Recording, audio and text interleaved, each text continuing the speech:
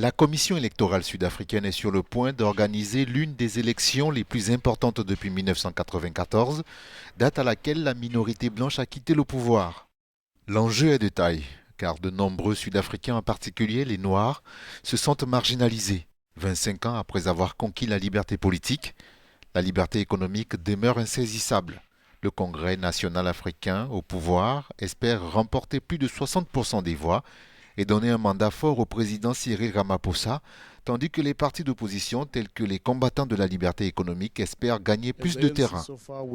Comme l'ANC jusqu'à présent, nous sommes satisfaits de l'état de préparation de la CEI. Grâce à notre comité de liaison avec les partis, nous avons eu l'occasion de participer aux préparatifs de ces élections, notamment lors du lancement des centres des opérations sur les résultats la semaine dernière. Jusqu'à présent, nous sommes heureux et confiants que la CEI tiendra des élections libres et équitables.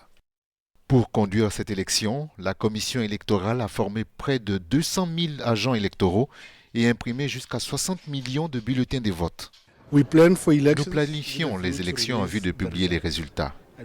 Et lorsque nous les publierons, c'est la seule chose que nous faisons. Nous n'anticipons pas s'il y a perte ou s'il y a changement de gouvernement. Nous ne nous intéressons pas s'il y a des changements de gouvernement dans telle ou telle province. Mais l'Alliance démocratique de l'opposition a déclaré à Africa News que ses agents avaient signalé des lacunes dans la distribution du matériel électoral dans certaines régions. La commission électorale a fait tout ce qui était à son pouvoir pour démontrer qu'elle était prête à tenir des élections crédibles. Elle a le soutien et la confiance de la plupart des acteurs politiques, y compris les partis politiques eux-mêmes.